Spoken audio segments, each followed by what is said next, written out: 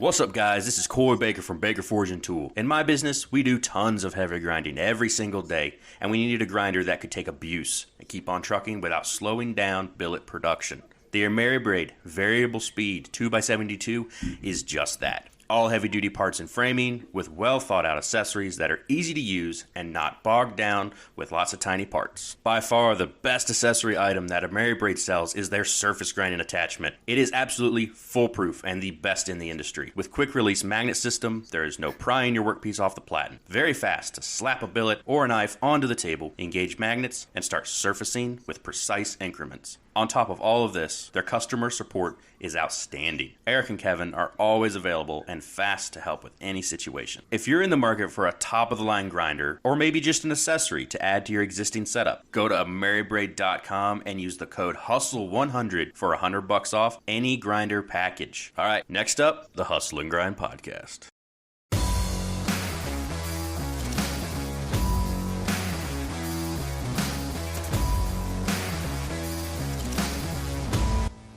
What's up, everybody? Welcome back to the Hustle and Grind podcast. I'm your host, Noah from Antioch River Forge.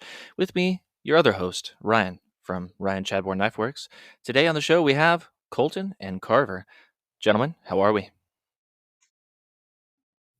Swell. I'm sorry. Yep. Swell. Oh, Swell. sorry. I didn't shout out your guys' your Instagram. So, Barbell Blacksmith, or is it Blacksmith or Bladesmith? It's Blacksmith, Barbell Blacksmith on Instagram, and then Bridger Forge on TikTok. Gotcha. And then Nordland Forge for Carver over here. Yep. On every app. Nice. So we have a third, I don't know about you, Colton, but we have a third Lord of the Rings enthusiast in the house. Absolutely. No, I am the OG Lord of the Rings enthusiast. So there's four of us. This is going to be a Lord of the Rings heavy episode, everybody. You know it. Hell Just so yeah. you know. All right. So, okay, well, the first thing we need to talk about is, Colton, you just finished up an Elvish sword. I did, yeah. So we got people are flashing memes at the screen here. So this is going to be an interesting YouTube episode for the 5 people that watch this on YouTube. So Colton, tell us a little bit about your elven sword build and the inspiration behind it. Yeah, so I love making swords. I started making swords before I made knives, back when I was 11, 12, 13, before I knew there was a market for knives. So I love making swords. That's where my roots are. And so I really don't make them for stock, though. I only make them on custom orders. So whenever I get a custom order for a sword, and the person's willing to put the down payment down immediately, I'm really pumped. So this guy is a total Lord of the Rings nerd, and he was like, "Hey, I want a elven sword different from every elven sword designed or in a movie or anything in the lore behind Lord of the Rings." And I was like, "All right, let's do it." So basically, with that sword, by looking at it, you can definitely see different influences from different swords. Namely Orcrist, the infantry sword from the elves and the Hobbit at the Battle of Five Armies, and then some other ones, Hadafang and a couple other swords. Just the overall flow of it, and how the handle is shaped and terminated and all that.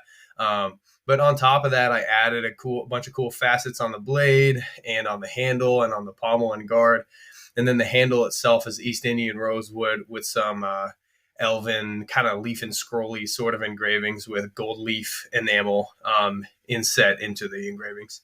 Yeah, the engravings in the handle were really what kind of set it off, that final finish touch. That was awesome. You gave it a name. What was the name? I forget. Hold on. It was Nahir, I believe.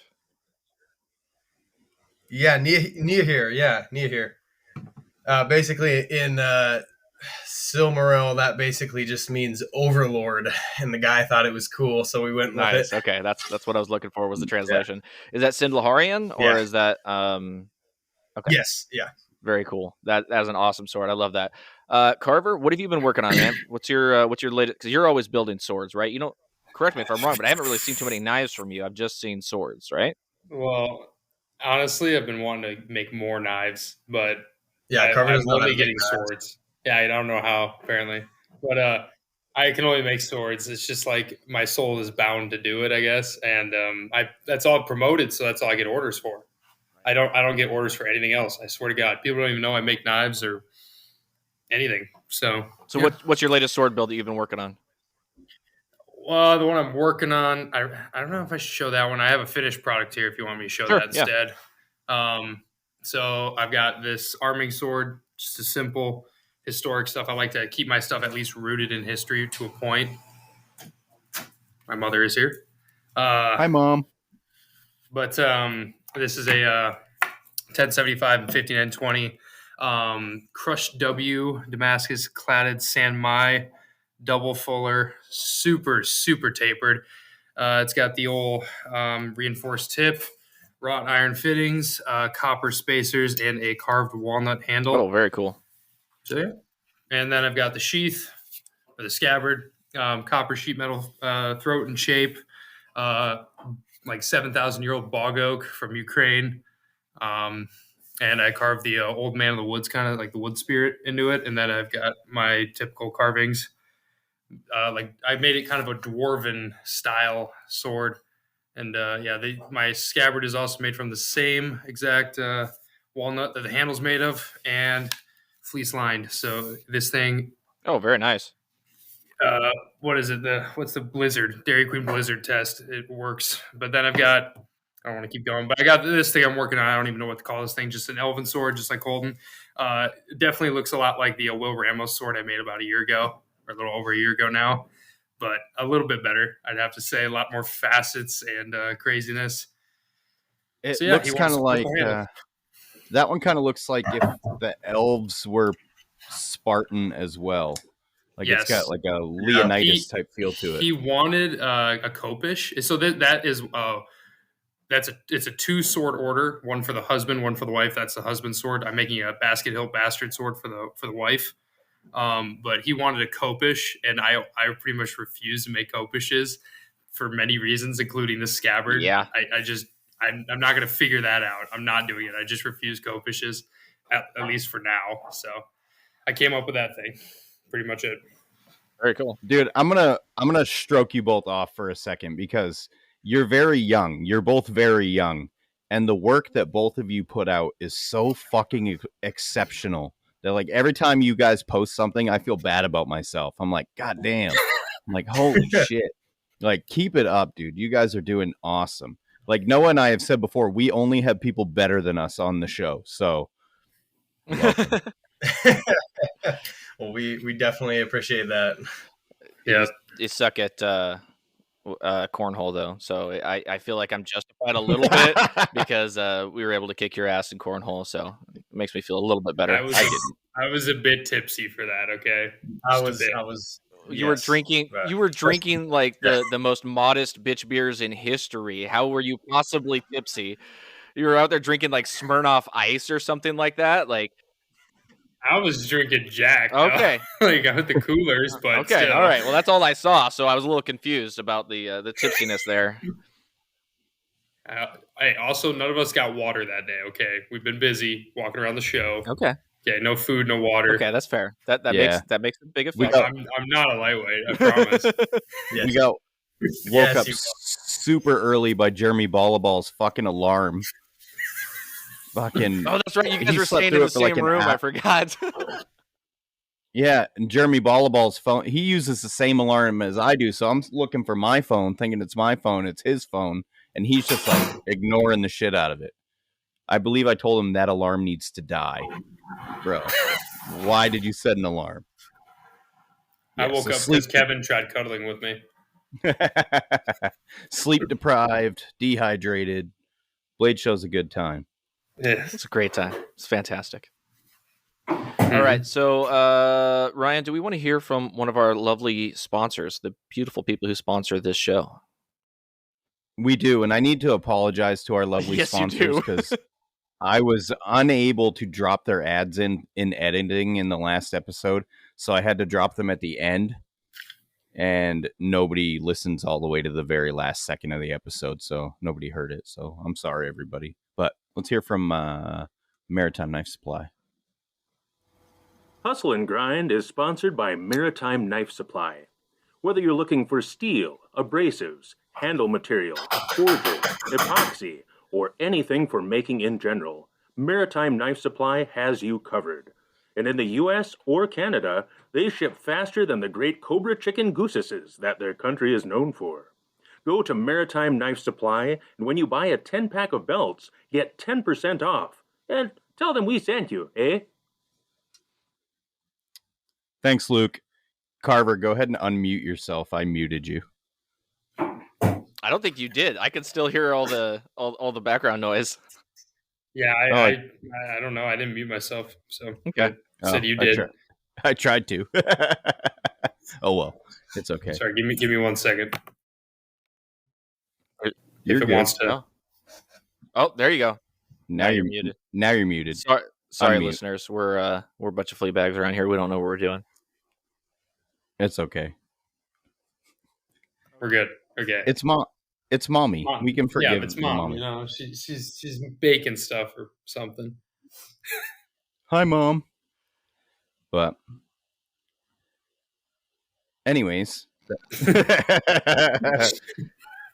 this one is definitely for the boys. But oh yeah. So you both are bodybuilders, correct? On the side.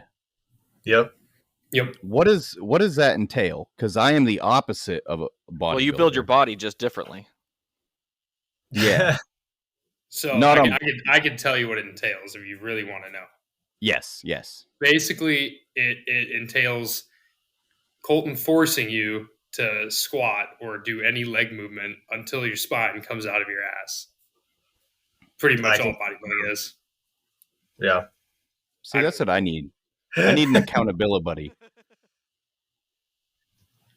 Yeah, I do a lot of coaching as well and bodybuilding, and all of my clients hate me because I make them suffer during sessions, and Carver can attest to that because we have this a certain leg day routine that we've dubbed Turbo Death Mode, and essentially it's absolutely overtraining, but it's just meant to, I guess, unbitchify yourself if you don't like hitting legs. So yeah, Carver, did you enjoy Turbo Death Mode the one time we did it? The fact that my legs grew like 1.5 inches and they still have not shrunk, yes. But From one, no, I will never do it again, ever. But I thought I was going to the hospital. Like I've never been so close to death ever. Wow.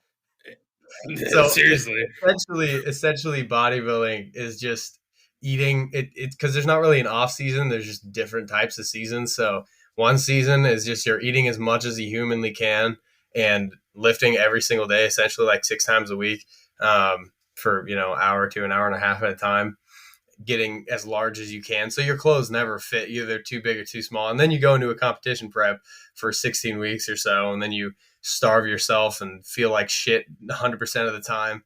And then you do a show, and then you go back to the aforementioned bulking season. And so it's just a cycle of that over and over again. So and you it guys causes actually many health issues. Yes. You guys actually compete then. It's not just for your own. Oh, okay. What does a competition like that Let me look ask you a like? question. Oh, sorry, Ryan. Well, yeah. So a competition is you get it's the weirdest thing ever if you don't know about the sport. It's a bunch of people. So you walk into a competition, right? It's a bunch of people who look like they're about 10 seconds from death. They have 0 fat on their whole body, and they all smell like salty carrots because they've been spray tanned. And they're all wearing very baggy black clothing. And then the show itself is, I don't know, about 12 hours straight of just bass boosted house music that's played way too loud while people do their presentations. So yeah, that's a pretty good summary of it. I was just going to say it's pretty much just, 2 steps away from porn. Yeah, I was going to say it does sound pretty much. slightly homoerotic there. Yeah, just a little bit. It depends. I mean, it depends what you're looking at. I mean, I remember a post that was made from a certain somebody. Someone's ball was hanging out of their The Federation themselves was posting stage pictures of the competition, and there's this certain pose where like one leg is out to the side, one leg's crouched down, and one dude's nut was just hanging out of his shorts, and they posted it to the public page of the Federation itself. And it took them a whole day to realize. The whole comment section was just like, "Sir, your balls are showing," and they finally for a whole day. It was great. I bet it was like funny as hell. It popped right out too because you guys are like, you put Joe Rogan refers to it as the chocolate like spray tan. So if he was white, he had a like bright white nut just sticking out of his shorts.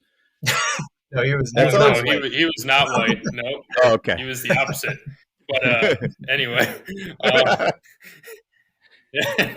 No, but you could tell. I mean, you shave everything. If you're doing like bodybuilding, there's 3 different types. There's classic physique, men's physique, which is what I do because I have small legs. And then there is bodybuilding, which is like you're wearing trunks. And then like Colton, he does classic. So he's wearing kind of like boxers almost in a sense. So, and then there's me who just wears board shorts.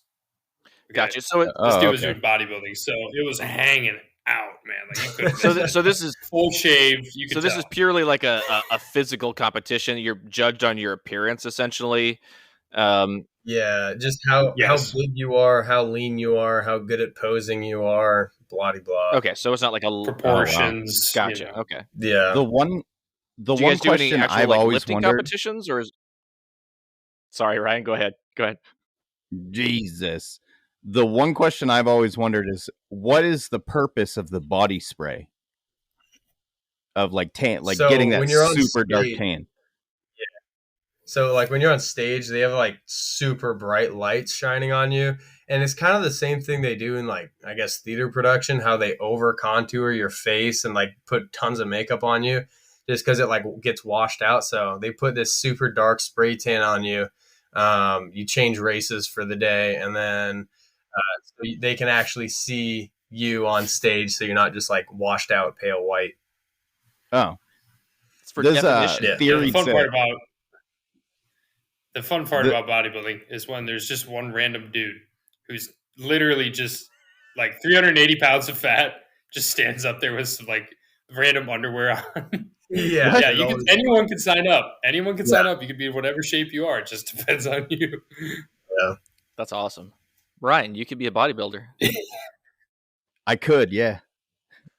I'd be a contrarian. I wouldn't get the spray tan. So just fucking like glow off me because I'm super pale. But got that. I mean, Colton, what was it at St. Louis show? You saw a guy just spraying Pam all over himself. No, yeah, dude. Oh my God. There's this guy backstage. He had a bottle of like Pam cooking spray and he was spraying it all over himself, I guess to look shinier or whatever. And that's not allowed. So the person, the host backstage walked up to him, took his Pam and wiped him down because he was like, you can't do that. No Pam backstage. Didn't that guy just have he was just like super angry, just had backpee? Just yeah, crazy he was back one in big the pimple, and he was very angry. Yes, just one big pimple.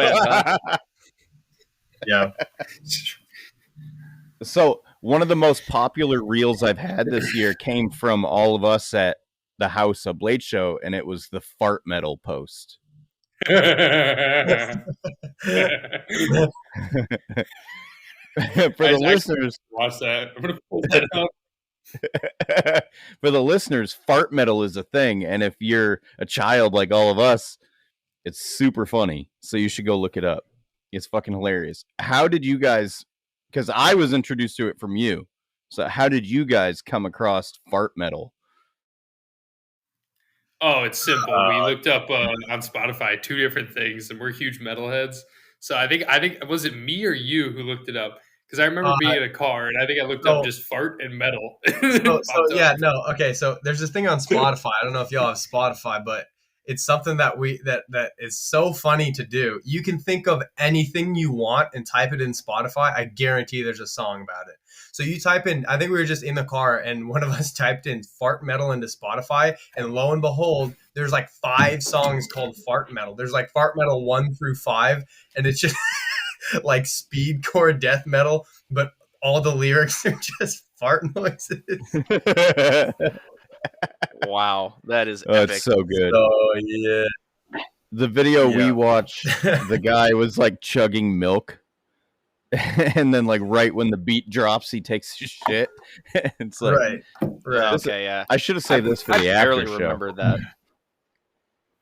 You were a Oh, little yeah. under the weather.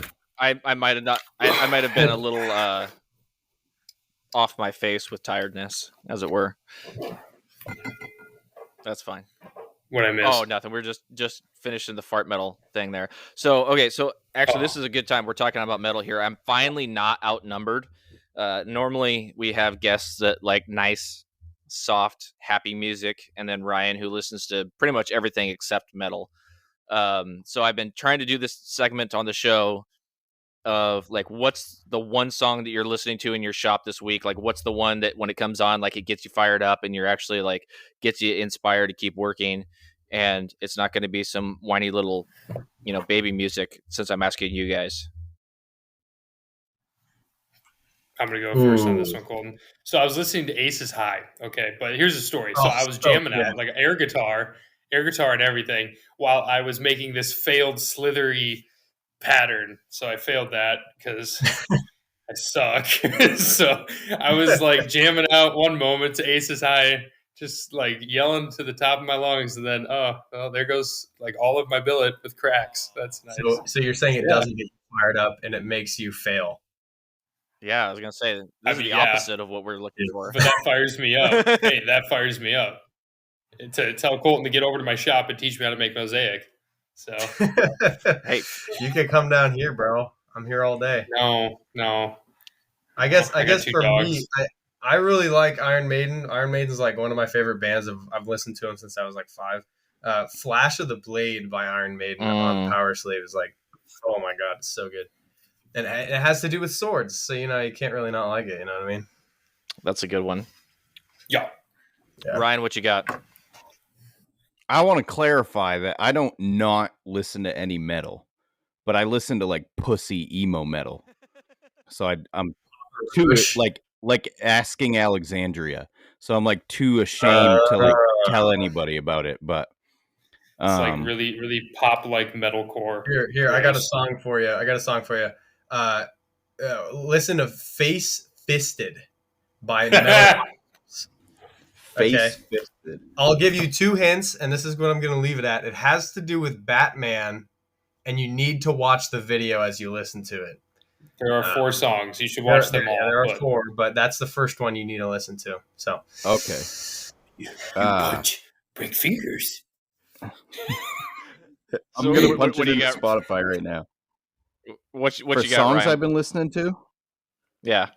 Oh geez, I don't know. I've been listening to a lot of podcasts lately. I've been catching up on Fire and Steel, Matt and Shane's Secret podcast.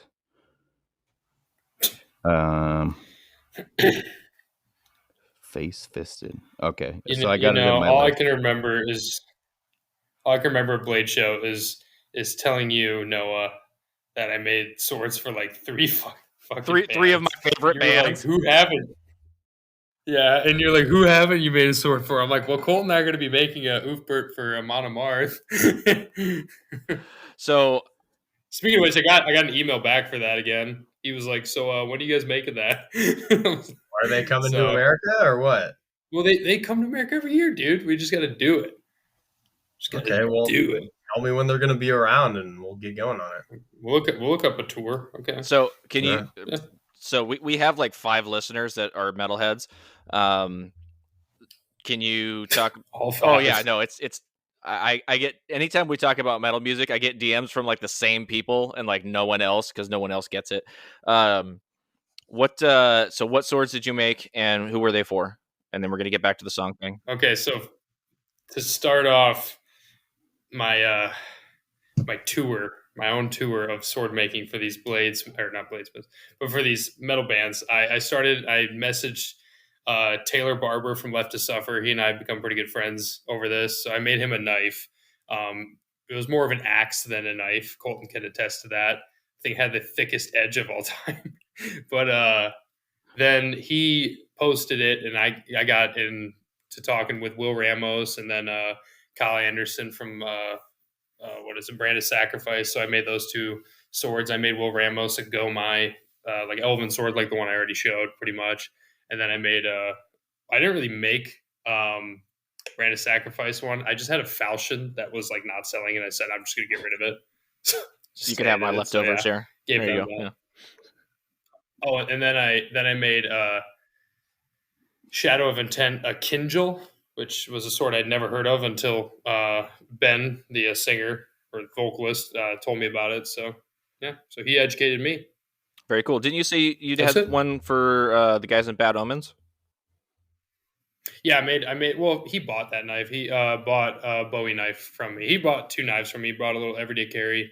The drummer actually has a huge knife collection. He showed me all of it. He's got like a ton of Mastersmiths, like Bowies and stuff. Like he's got a good maybe 900 knives. Oh wow! And he didn't buy them all. They were his uncle's collection, but his uncle died and gave him the whole collection. Jeez. So that's awesome. But yeah, he's got like tons of Mastersmith knives and tons of Walmart knives and just everything.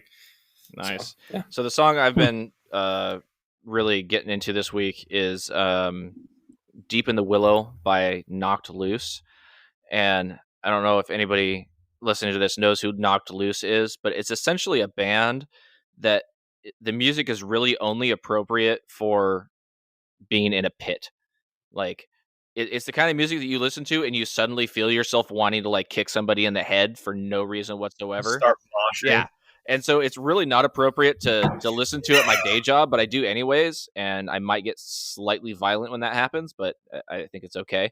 I'm a mechanic, so I can smash things and nobody's worried. So it's good times. But yeah, it's if anybody's been on Instagram or TikTok and they've come across a video where suddenly the singer goes arf arf, that would be the song that I'm referring to.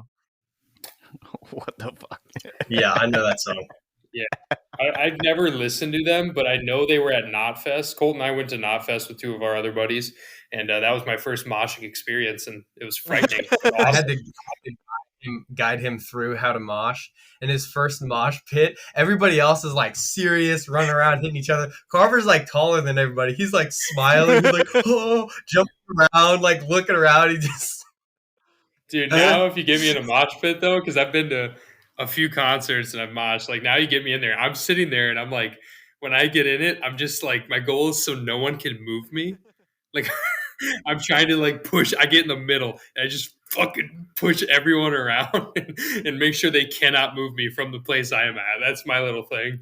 And it's fun. You know? Have you? And then you get into the wall. I was just about to ask, have you experienced a wall of death yet? Oh yeah, I was even at the Bad Omens concert, which was the worst wall of death ever because the floor of the venue was like epoxy floor, like a roller rink or something. So when it gets condensation, it gets slippery as shit. Oh. So this thing got so slippery, I just face planted before I even got to hit people because I slipped because I was wearing Vans. That was fun. But no, yeah, I've been to the Wall of Death at the Shadow of Intent concert. That was fun. What the fuck is a wall of death? So a wall of death. We're gonna take you to one. There's several bands that like intentionally do them. It's very frowned upon nowadays because people have like died in them. But like essentially the singer, if there's like a real gnarly breakdown coming down or something, they'll tell everybody to part, or maybe they just do it by themselves. And then when everything drops, everybody just sprints at each other and they just collide. It feels like the Battle of the Pelennor Fields. That's what it you feels guys are like. perfect for that. Yeah, it is. So, it's awesome. There was one I went to Lamb of God the first time I saw Lamb of God in Sokol Auditorium in Omaha, which is this tiny little auditorium, and there was 500 people in there, and they were packed like shoulder to shoulder, barely any room for anybody. And the first thing I noticed when I was entering is there was an ambulance parked out front of the venue, just like preemptively, and I was like, oh geez, what is going on? And so I think it was Redneck. They started playing Redneck, and the beat drop in Redneck, Carver. Yeah.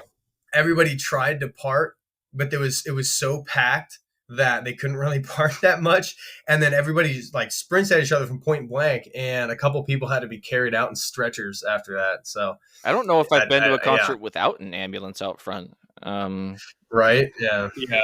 One of the I went to a concert that Whitechapel was playing at, and the lights were so intense, the dude literally right next to me had a seizure and just went boop straight down, and so we had to carry him out. But yeah, my first wall of death was my favorite band in the whole world is called Oh Sleeper, and they have a song called Charlatan's Host that just has a crazy scream at the end of it that's like this. It's not a full on breakdown, but it is. And I didn't know what a wall of death was, you know, and all of a sudden he just stops the song and everybody starts to go, and I'm like, okay, all right, so we're split. Oh, this is what's happening. All right. And it was so intense. It was one of the best experiences of my entire life. I've loved every time that I've gotten to do it since. So since we're bringing this up, I want to bring up a topic. So what's the best band you guys have seen, like performance wise? What do you think is your best? I already know live. Iron Maiden. Iron Maiden. I thought it was Lamb of God from the last. I saw Iron Maiden 3 times. Every single time, it was on their Book of Souls tour. Their performance is just unparalleled. I mean, second to that would probably be Lamb of God, but just like, you know, Bruce Dickinson, he changes costumes for every song. They have this gigantic platform up back, all these props. He's sprinting around waving a flag. And this dude's old, you know. It was just, oh my God, it was amazing. So good. Ryan, what you got? Well, it depends. What do you rate a good? Do you rate it as, do they sound as good as they do in the album, or their intensity? Because I think overall perform. Yeah, the best live show I've ever seen, I think, was Coheed and Cambria. And like, yeah, people can give me shit for that because it's an emo band, but they're really, really good live. Hey, we all grew up listening to My Chemical Romance, okay? Like, we can admit it. It's fine. Colton will not admit that. I did not. I'll give him shit for it. My brother listened to it, so I kind of listened to it because of him. And yeah, I listened to metal growing up, and then as I got older, I think like once I hit 30, it like slowly devolves softer and softer. Maybe I should get my testosterone checked. Maybe you should, yeah. Because for me, it's the opposite. They're like, so like I started off with like, you know, like the lower stuff, like MCR, and then Bullet for My Valentine. And like the older I get, the more I just want to listen to like visceral animal screams with double bass in the background. Yes. Like the more incomprehensible it is, like that's where I'm starting to go. It's just getting worse and worse. Speaking of which, I have a song for you. I have 2 songs for you. I think I sent Colton this song. It's called I the Devourer by Disembodied something. I can't remember. But then there's another one called God the Animal by In so Gloom. Good. It's so, the ending is just eerie. Like it's a minute of just one singular like scream that just keeps getting louder and louder and more high pitched. I feel like I've listened to that recently. I don't know. The name sounds really familiar. Spotify, I gotta say, like Spotify is phenomenal. I went ahead, like I don't usually like pay for like getting rid of ads and stuff, but I bought the Spotify Premium, and it is worth the money. And Spotify just seems to have like the best algorithm to give you. Yeah, that looks familiar. I think I've listened to it. The best algorithm to like give you more of what you want. Like if you're listening to music on YouTube, you'll be listening to metal, and like the next thing that pops up is the Bee Gees, and you're like, what the hell? That's not even close, man. Whereas Spotify actually has gotten me into different bands that I haven't listened to before, and it gives me new stuff to listen to that I actually like, that's actually similar and actually good. So I really love Spotify for that. Yeah, no, I've been doing that a lot too. I'll find like a really good song. Like, you know, recently the other day I was listening to Harrowing the Beast Calls from Sold Soul, and I went to the radio, just the radio of that song, and all like probably 5 out of the first 10 songs were from bands I didn't know, and they were all phenomenal. And I'm like, oh my goodness, this is so good. Well, and it's really great when I'm doing like a bunch of grinding or forging, but mostly grinding. Like I don't want to be constantly like changing songs on my phone and stuff. Like the fact that I could just Right. let it play and just listen to music constantly and keep me upbeat. I listen to podcasts on occasion, but when I'm grinding or working in the shop, I need something to keep me moving. I got to do music, so it's really nice to be able to do that. Speaking of which, has Colton and I brought up our metal band that we're making? No, but I think this is going to be good. No. So Oh, it's great.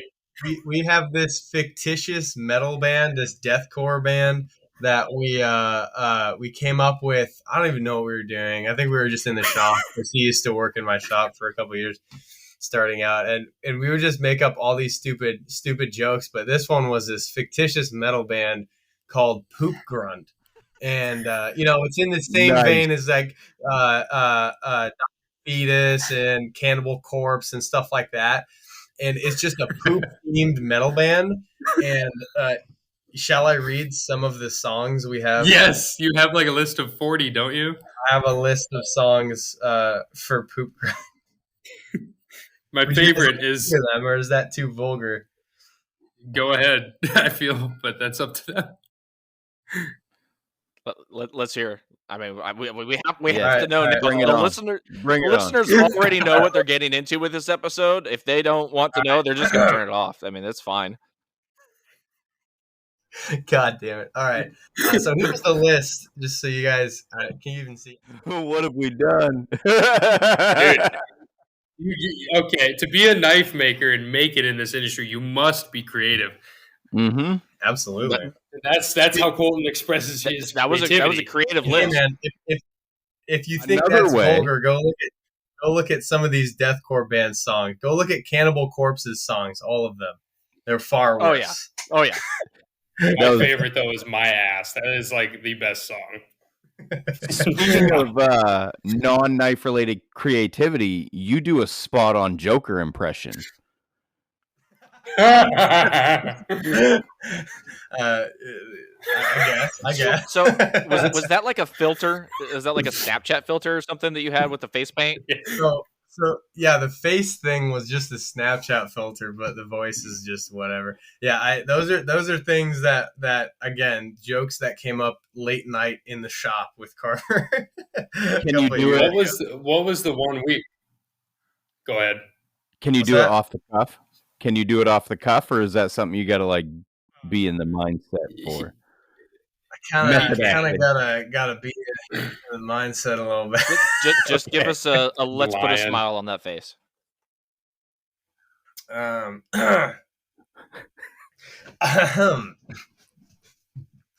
My father was a drinker and a meanie, and one night he went off crazier than usual,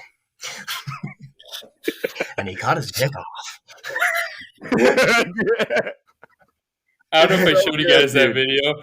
Colton has one where it's like the Joker's father hated his masculinity. So, then he comes at me with the knife. Look at my stump dick. You can play it. Good We lord. can play it on the after show. All right. Oh, Jesus. Yeah, it's great. Dude, that's We're gonna That's talk good, about man. anything to do with Let's talk about something else now. That is an impressive impersonation, though. That's good. That's good, man. That's Dude, I really. don't care though. There's no better comedy in the face of the earth than like two bros Snapchats. like you can't find it. There's nothing better. Voice memos. Yeah, voice. Might get you canceled if it ever became public, but it's funny. Hey, you know. Yeah. Well, Oh shit. do we want to hear from another sponsor? Who wants to sponsor We do. the whatever just happened? That segment was brought to you by Phoenix Abrasives. Sorry, Greg. Hustle and Grind podcast is sponsored by Phoenix Abrasives, your one-stop abrasive shop. When you go to phoenixabrasives.com, click the shop icon in the upper right-hand corner to find all the abrasives you'll ever need. Check out the Incinerator 36 grit ceramic belts, along with the Trizact Gator belts that the hosts of Hustle and Grind use every day. When you check out, use code HUSTLE10 for 10% off your entire order. It's funny too, Okay. because when I first booked this episode, I said to Noah, I said, the muscle guys are booked for August. And he goes, okay. And I said, this is going to be fucking madness. So I think I'm going to put a disclaimer on the post. So, like, you know, maybe the Yes. ladies and moms don't listen. I don't think we have any We're very female Depending on sorry. your listeners. mom. Anyway, talking about those incinerator belts, I got a few of them for the first time. I don't know what to think of them. Like everybody, like Colton, you're the one who told me to get them, and I just like I can see that they just hog off material, but like I'm so used to the crap belts that I've been using, so it's like I feel like they're dead before they're dead. No, it's just okay. So with those, you have to switch to the direction like probably every 30 minutes.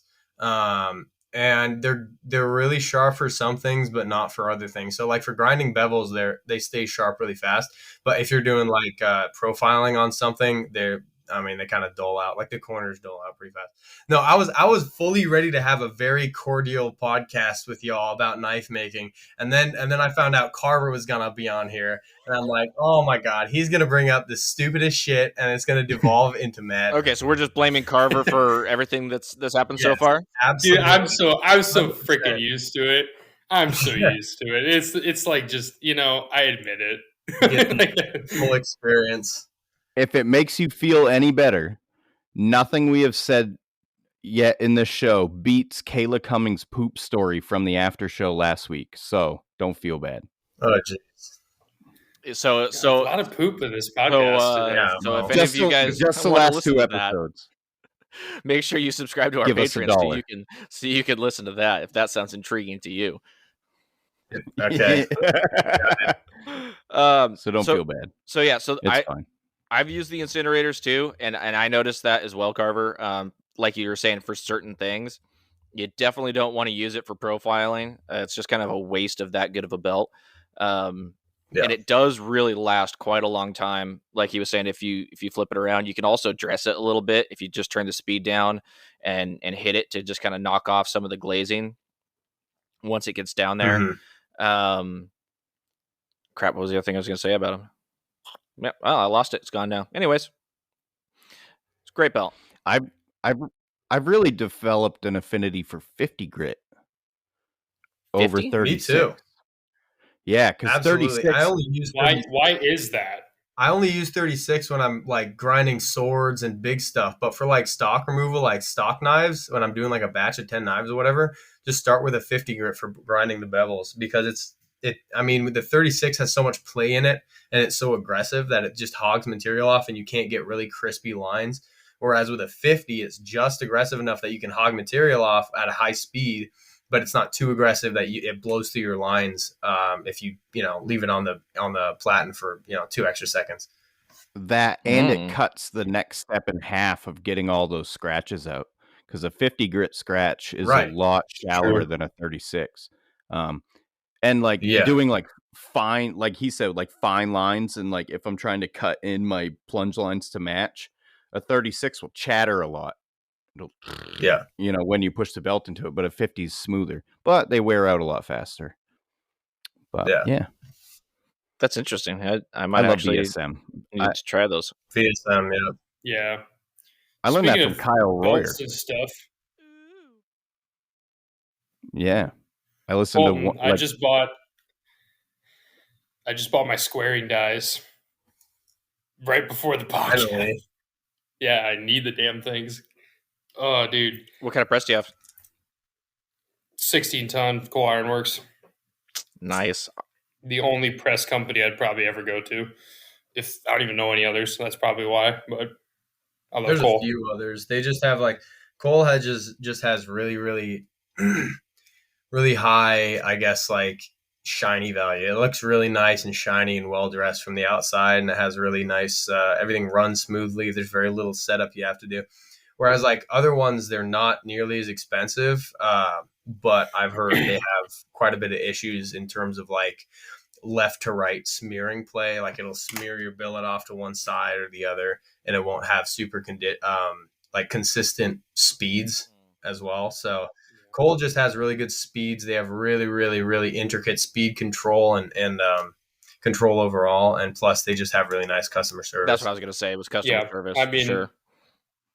I trust Cole simply because most of them, if not all of them, are makers of some sort. Like other companies, I assume aren't like They're Cole more kind of machine- monopolized the knife making community, and they make stuff for knife makers. So yeah, and I trust knife makers for the It's most a part. pretty simple machine though. So if you're a machinist, you can make a press, you can make a power hammer, you can make whatever you can make a grinder, you can make a surface grinder, you can make whatever. But I don't happen to be a machinist, so Yeah, our buddy Jeremy from 419 Forging, he made a pretty impressive press. Like a yeah, he showed 20, 25 tons, something like that. It was freaking solid looking machine. But yeah, I don't have that kind of time to dedicate, so I just bought a Coal Iron Works, and it works, and that's all I needed to do. I All was right, here's a super question impressed. for y'all. Go ahead. Go ahead.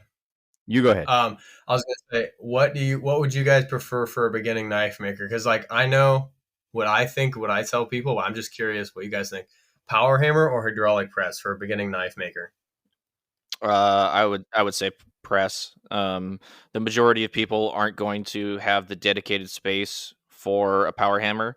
They're not going to have the Right. kindness of their neighbors to be okay with a power hammer running, and the ease of use without. I mean, you can squish stuff and not f it up constantly with a press fairly easy.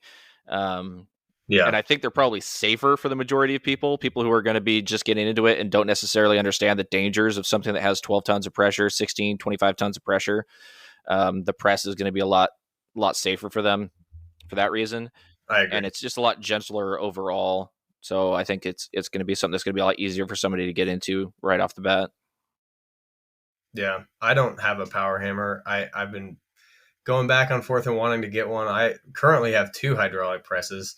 I'm trying to unload the other one. I upgraded to a 25 ton. But like, honestly, I don't really have an application for power hammer unless I'm forging out like I don't do a ton of forge to shape, brute to forge, super, stuff like that. I mainly do Damascus if I'm forging something. If I'm not forging something, just stock removal, just because of efficiency. But with a power hammer, I mean, it's really good if you're doing a lot of brute to forge stuff and forge to shape. You can forge bevels with a power hammer. You can forge out really thin like sand mice stuff or really thin chef knives or whatever. But beyond that, I have a rolling mill and a hydraulic press, and that pretty much does everything I need it. Yeah, honestly, there aren't too many things that aren't covered by that. I mean, I understand the intricacies and stuff that, a lot of bladesmiths use. And we've had bladesmiths on here before that's all they have is a power hammer. And they make phenomenal Damascus and stuff like that. But, Yeah. I mean, especially my shop is tiny. I can't fit a power hammer in there. And I don't feel a need to, at least at this point. Like I've Colton, you and me had this conversation a couple weeks ago actually, because I was looking at I was trying to find a power hammer that was like available for sale on Facebook or something, and I told him why I want it, and I said like I just want if I wanted to make like giant axes or something like that, just something crazy, that's why I want it. But other than that, there's no use really. When you have a press, you don't. I mean, I can think of a few other things, but maybe if you're making spears, making the cone, fanning that out, make it a little bit easier, stuff like that. But yeah, I feel like drawing material out would definitely be a lot easier with a power hammer, especially if you're drawing to extreme lengths or extreme width, depending on what you're looking for. Right. Good clearance. The other nice thing about a power hammer is you keep your heat probably a lot better because of kinetic energy. Oh yeah. So you're having to do less heat, so it could be more efficient in that regard. I don't have any experience with a power hammer whatsoever, so this is all just theoretical on my part. Yeah, I think it's interesting because most people, when they think of like bladesmithing or what they need, they're like power hammer. First thing they think, because like on Forge and Fire or whatever, they have power hammers. Alex Steele only uses a power hammer. And so like my first, it was so funny because I guess both episodes on Forge and Fire, every other person on there used pretty much only the power hammer. And I was using only the hydraulic press. and I got done way faster because like you can draw out a 2-inch by 2-inch bar to a 14-inch by quarter-inch bar in like 2 heats with a press. Whereas if you're using like a 40-pound Ram power hammer, it's going to take a very long time. Yeah, the size of the power hammer definitely. Yeah. The size of power hammer required to get the force that you have with a relatively small force press. I mean, it's not equal for sure. Yeah. Yeah. So, do you want to talk about Forge and Fire since you brought it up? He won twice. That's about it. Okay. Yeah, that's like Cliff Notes. I don't know. I don't foresee them having too many more seasons. Honestly, I'm not sure what their ratings are like, but I mean, I feel like I don't know. What have you guys heard anything about if they're gonna have more seasons or not? I have no idea. We'll know soon because Dave Baker's coming on. He did say that he just got back from filming, so yeah. Yeah, they're filming right now. Yeah. So no, they're done filming. Doug even posted it. They're done. Well, yeah, but they were filming in August. Yeah. So the number one complaint I hear from people who have been on Forged and Fire or people who have turned down going on Forged and Fire is the fact that they don't pay the competitors who don't win. So it's really difficult for people to want to take 2 weeks off of their life or whatever. People who are part time, who have day jobs, that sort of thing, or even full time smiths who can't afford to not make knives for that period of time to pay their bills while they're going on this game show to potentially win money and potentially get exposure, but not really because they don't necessarily promote you as a person. How did that affect you when you were going on? I mean, so this is another point. So my first time winning, I was a baby. I just turned 18, and even though like it was a really fun episode, we made a funky ass crossbow for the finale, and I ended up winning. That was like I got a ton of exposure from that. I got a ton of new clientele. I got a ton of followers, bunch of clout from it, essentially, and it was great. But then the second time, I was 20, I think, and I won that one. And I feel like that would because it was a Champ of Champs episode, so it was like everybody had won before or whatever. And I won that one, and I anticipated getting like more clout than I did the first time because it's like kind of a bigger deal episode, but I got way less.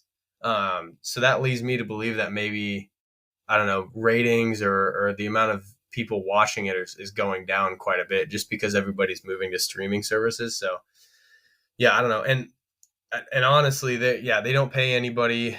They cover like food and stuff, but yeah. If you get food. Yeah, if I get yes, that was that's a whole nother story that'll take another 20 minutes. Yeah. It seems like the attitude towards the show in the community is like 50-50. Like either people are like, yeah, it's great for the community, or people are like, it sets an unrealistic perspective from potential buyers. See, it does. It absolutely does. I've been saying this, and despite winning, I don't think it's a direct test of skill at all. Because like some of the best bladesmiths in the world, most of them take a really long time. Like Kyle Royer, he told me a blade that he only makes like 4 to 6 knives a year. And so like they take a very long time to make one thing.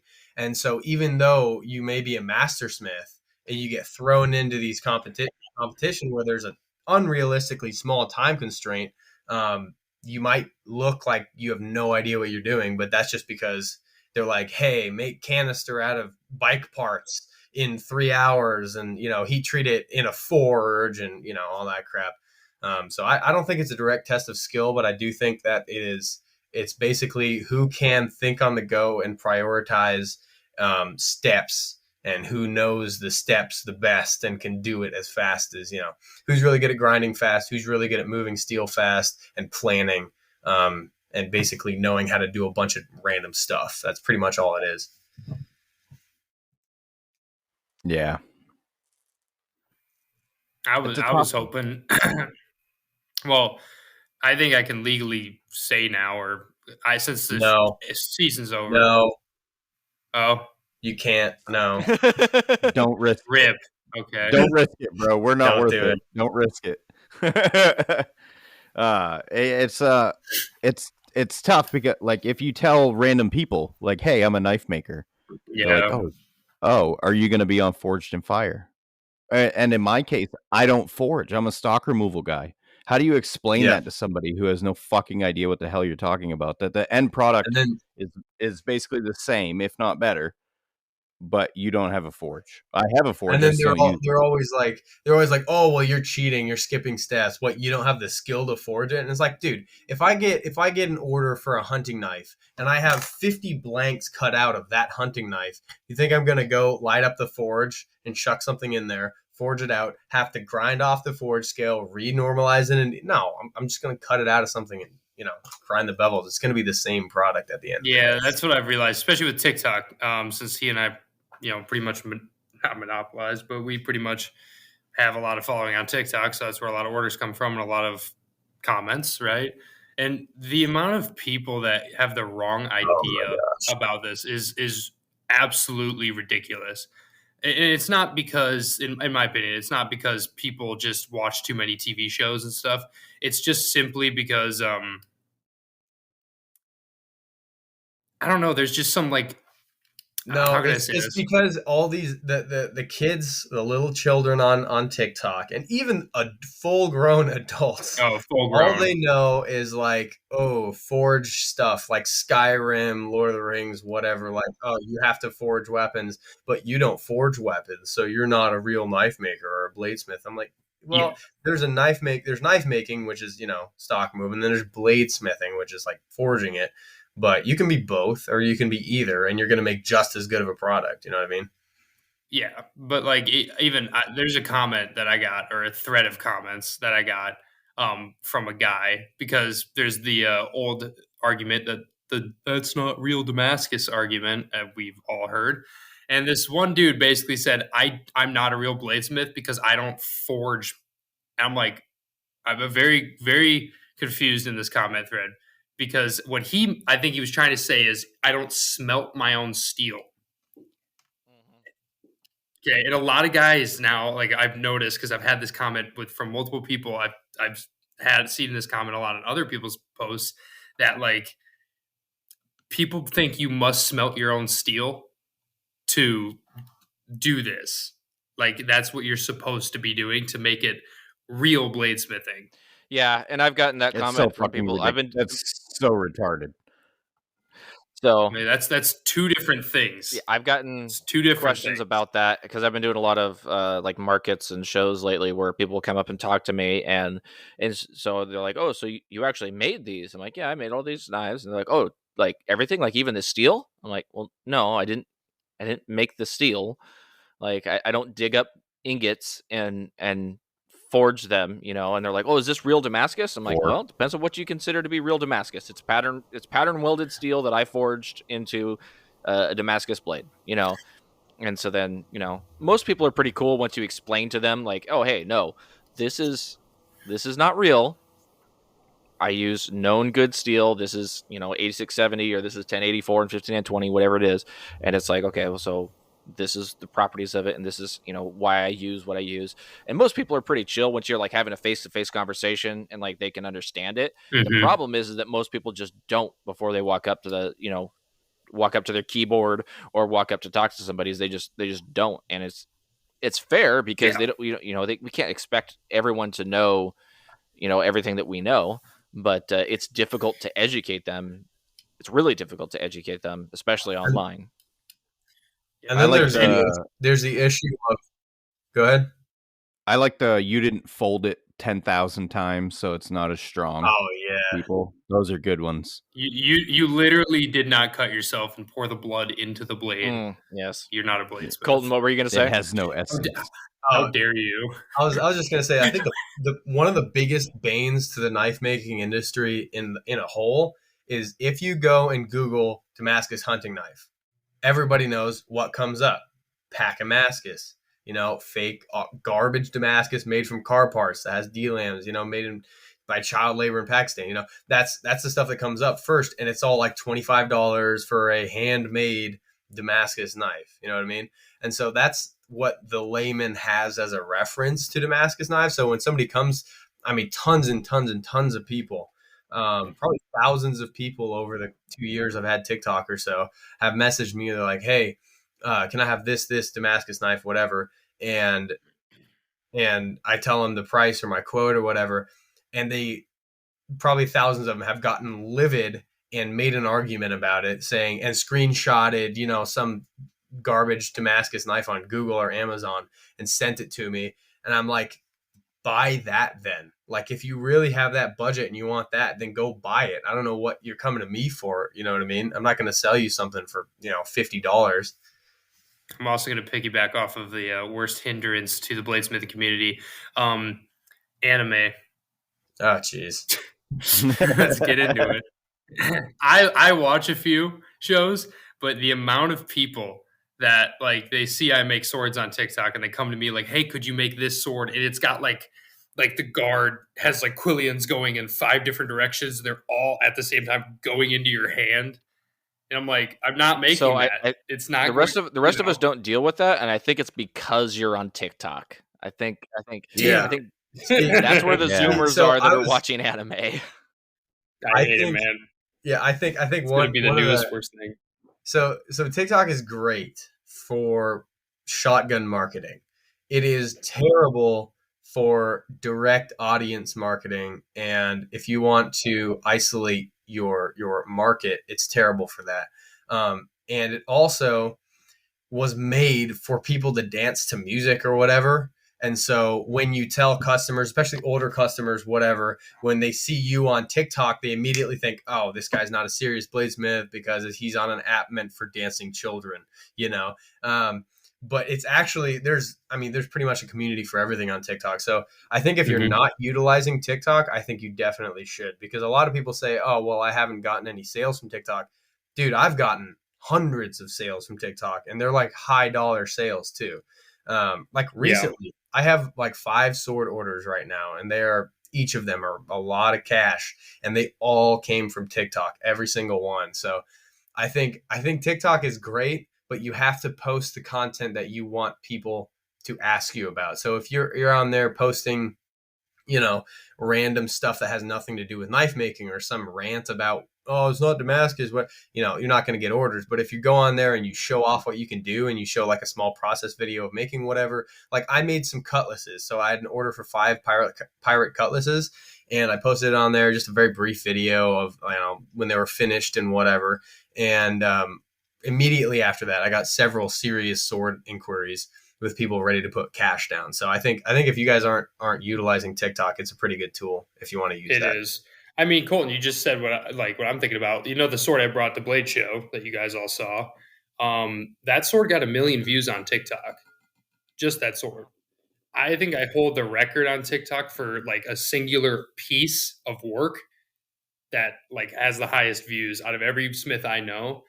Even Ryan Searles, SOC Forge, Soul Creation, he made a katana for Young Gravy, but like was the katana that made it like go viral, or was it Young Gravy? You know what I mean? And it was Young Gravy. It was a sweet katana, but it was. You know. It was. I'm not throwing shade at Ryan and I are good buddies.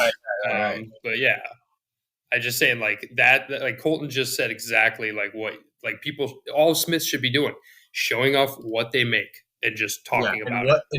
Because the reason I don't post nearly all the knives I make on my Instagram or whatever, like not even close, because I don't like making, you know, little dinky custom orders. But right now I'm making almost exclusively custom orders, and I'm booked out for a very long time doing that because, you know, it's secured, you know, guaranteed money in the bank. But I don't post most of them because, you know, they're basic, boring kind of knives, and I don't want to get orders for basic, boring kind of knives.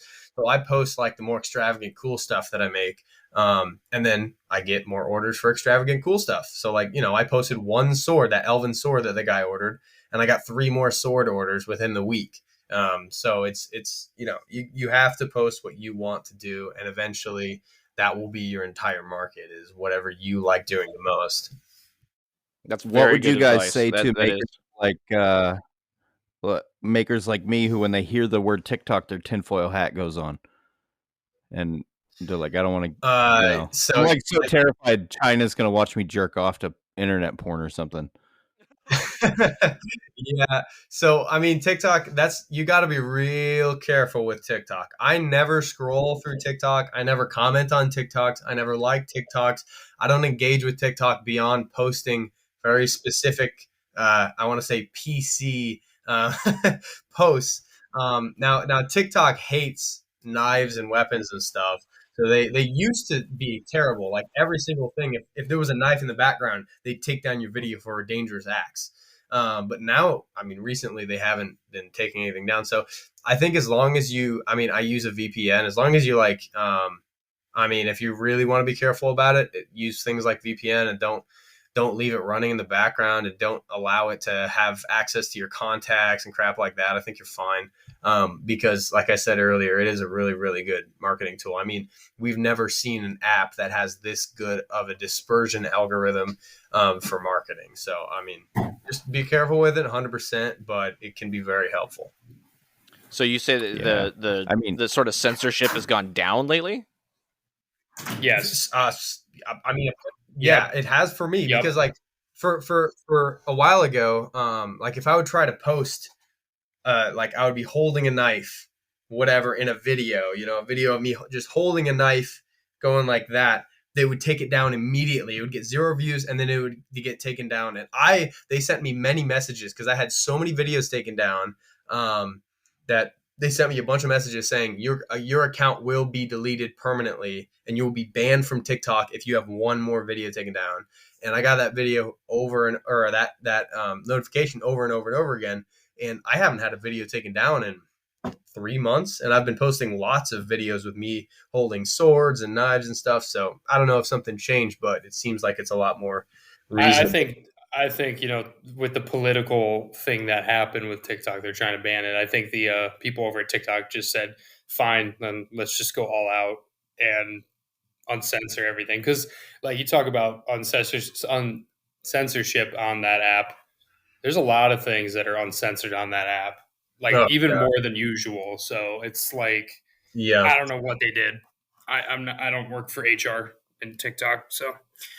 It's weird how all these platforms do that too. Instagram just started messing with me over dumb shit. And it's like, I pay the money. I'm like, what are you doing? Why would you do this?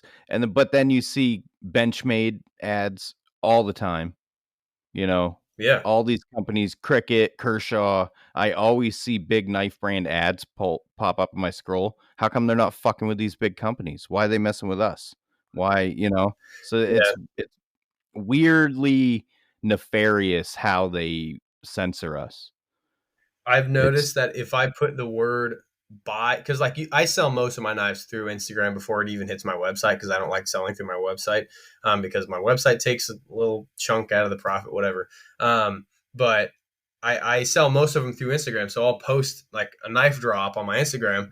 And if I say the word knife, purchase, buy, or interested, it gets flagged. And recently it's been getting taken down, and I've been getting warnings saying your posts are not eligible to be shown to non-followers.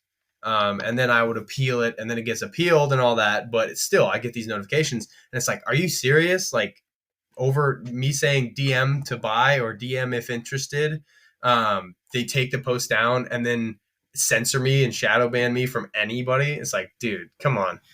God, I'm dealing with it. Every app just hates you, I guess. Right. I haven't had an issue yet on Instagram. I knew about it, but I'm dealing with it right now. I can't boost ads because I can't boost posts because I boosted a post twice selling knives. Same post, they approved it twice, and then the third time they disabled my ability to boost posts, and then they disabled my Facebook business page. And my efforts to go through customer service have been just foolish. They just run you in circles. It's like, what can you do? What's even the point of paying the $15 a month? Surprisingly, one of the most powerful marketing tools that I've used is having decals on the back of my truck for my business.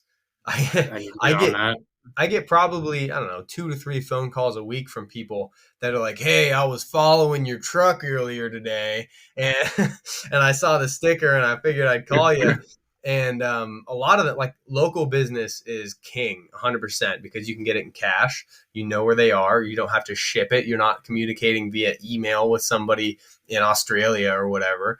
And so, yeah, that's great because we can just meet up. They drop by my house, they give me cash to get the knife, and that's that. Or if they want to come out to my shop and do a lesson or see the knives and pick one for themselves, that's so local business is always consistent and very, very straightforward with no hoops to jump through in terms of marketing, censorship on big social media platforms. For sure. I do a lot of local business, and so I'll do, local pickups and stuff like that. And it's always a lot easier when you could talk to somebody in person and make sure that you're making what they actually want. And I'll get Yes. the worst thing is when you get a message from somebody and they say what they're wanting, and you ask them, let's say 3 qualifying questions, and they respond with yes. It's like, okay, well, that was 3 questions, and none of them were yes or no questions. So Yeah. That's yeah. That's why I've narrowed it down to like about 4 questions, and if they can answer those 4 questions, then I ask if they have, if usually it's some some sword or a certain type of special dagger or whatever. And so I'm like, hey, if you can send me a picture of exactly what you want, because usually people, they're like, hey, can you make this, and they send you a picture. That'll make it a lot more cut and dry for me to work off of. And so like I'm like, hey, what blade length and handle length, like overall length and dimensions, do you want? What handle material do you want? What color schemes do you want? And what steel do you want, if you have a preference of steels? And usually if they can answer those, then we're good to go. And providing an extra picture of what they want or a drawing or whatever, that's even better. So it's pretty hard to mess up an order if they can do that.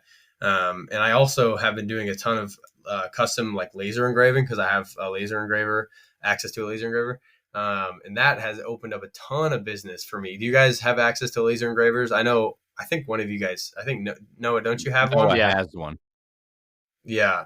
Those, yeah. Oh, God. It's so nice because somebody's like, oh, I want some bird engraved on the side of my knife or whatever. And before I would just be like, oh, well, there's a sale I can't do. And now I'm like, what bird, Yep. And so, yeah. Well, like, dude, I'm gonna have to go over to Lincoln, or actually Clay Ironborn Forge. He has a laser engraver.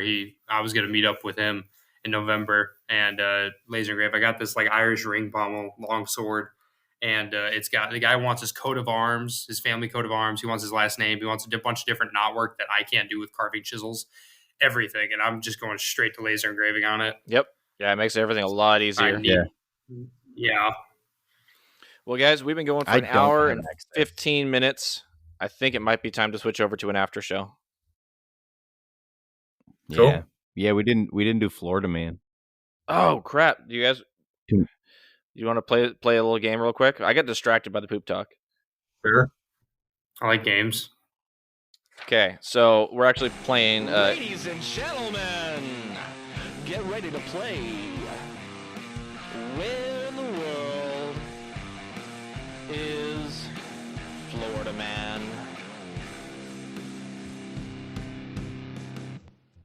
My Joke's bad. on you. This is actually fake news. So, Oh no, it's okay. We just play silly Hold games. on. Oh my gosh, we gotta do this. It's time for some fake news. Police warn that flushing drugs could create hyper-aggressive meth alligators. Police say man with no hands and no legs is armed and on the run. A man admitted to the hospital with 25 plastic toy horses inserted in his rectum. Doctors have described his condition as stable. You made them know we have to play them. Okay, all right. I don't feel so bad about what we were saying earlier. Though. Like Colton's 800 song like names. Yeah, that's fine. All right, guys. So we're playing fake news. Okay. I've got 3 headlines in front of me. One of them is fake, false, fake news, satire. The other 2, unfortunately, for the future of mankind, actually happened. They're real. It is your job to guess which one of these three is the fake news. We begin. Florida man holds synchronized lawnmower ballet performance in retirement community talent show. Next up, Florida man sells fully functioning F-16 fighter jet online, only $8.5 million. And lastly, Florida woman doused herself in Mountain Dew to erase DNA after murder.